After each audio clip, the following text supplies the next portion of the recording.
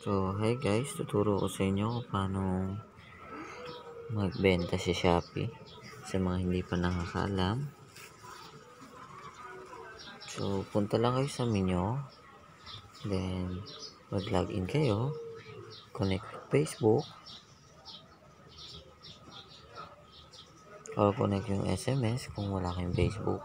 Sa SMS naman, cellphone number lang ang kailangan.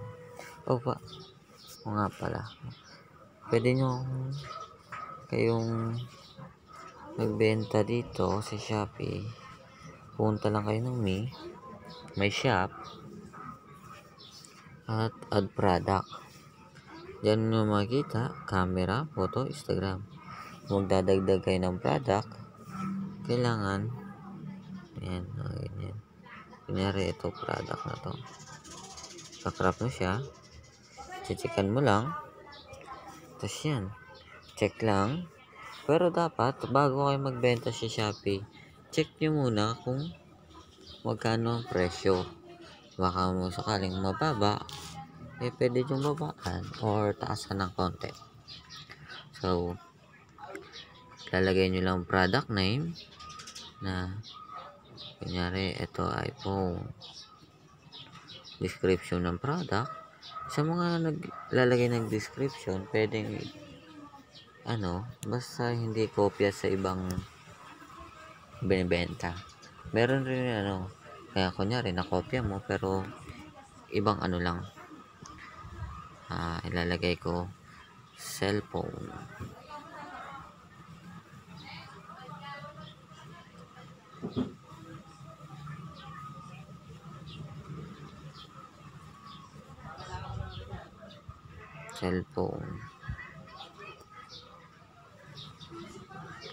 Good condition. Yan, mga ganyan. Pero kailangan kasi 75 more required Para ang gagawin natin, susay na muna yan. Magsimula, singki, chuko, pa naman, Ubusin lang muna natin yung characteristic kasi hindi mag-activate yan. Yan. Category, kung anong klaseng siya. Kumpong ba to, accessories, mga ganon. Medyo matagal kasi sa akin, mabagal ng data ko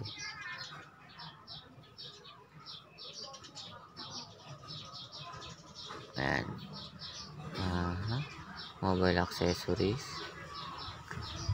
Lagyan natin power bank. Kunyari. Power bank. Branded. Kung anong no brand na lang. Kasi capacity 1,000 to 55,000. Ganyan. Tapos yung price, kung magkano, stock niya ay 4. Vibration. Ito yung vibration. Variation. Bali, ito yung sinasabi na kung anong kulay. Pwede kayong mag-edit kung walang kulay na black, kung walang kulay na mag-add kayo. Lagay nyo ng blue. Yan. Tapos check nyo lang. Tapos dito naman feature. Kung anong kailangan kasi nakikita nila mali. Nakikita nila kung tama ba ang kulay. Yung iba kasi ini-edit na lang yung kulay, kaya mas maganda kaya yung iba sinasabi na maganda sa picture, expecting the reality talaga ang mangyayari. Kung small size, medium, large. Pero ganyan. Pero walang size kasi. So ilalagay lang natin kung anong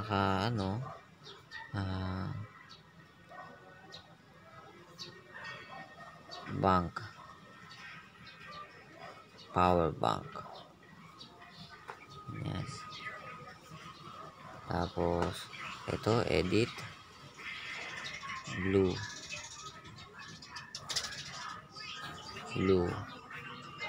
Puro blue lang natin para isa na lang daw kasi hindi yan. set the price kung magkano ang blue. Sabihin natin 500, tapos ang stock natin ay 5. Yan. Ganyan lang siya. Kung kung condition nyo mo. Wait. Mahalaga ang weight dito sa Shopee. Kasi dito makikita kung magkano ang itatalaga nilang presyo. So, set the weight. Lalagay ko lang siya ng 0.4. Ayan. Optional naman ang package size. Huwag nyo nilagyan. Shipping fee. Ako kasi, meron ako mga shipping courier. Shipping courier. Ewan ko, basta yun na yun. Ang shipping courier ko ay JNT Express lamang. Na-disable ko yung expose kasi sa JNT ako na mabilis magpa-ship. So, yan. Publish yan sa ganyan. Pwede mo siyang set ng whole price. Kunyari, minimum order 1 to 1 to maximum ay 3. Magbibigay ako sa ng 450 ay 400 na lang.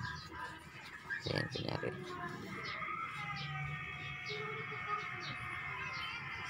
Ano daw?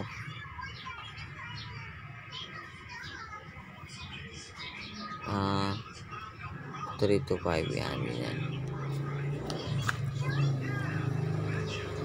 Pag bumili ka ng 3, 400. Ganyan.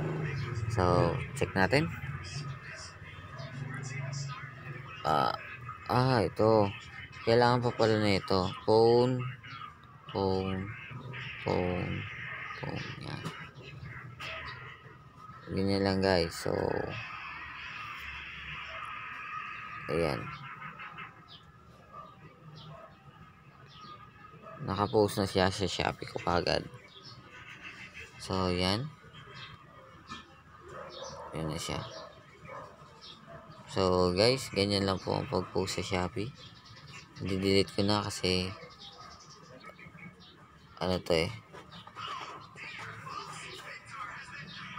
hindi pwede to. Kailangan natin ito delete. Sinubukan lang natin para may idea kayo kung paano magbenta. So guys, yan. Nag-delete ko na. So guys, salamat sa paghintay. Ay, meron pa pala. Dito nyo makikita ko kung nakabenta kayo. Seller balance. May income. Diyan nyo maano yung order.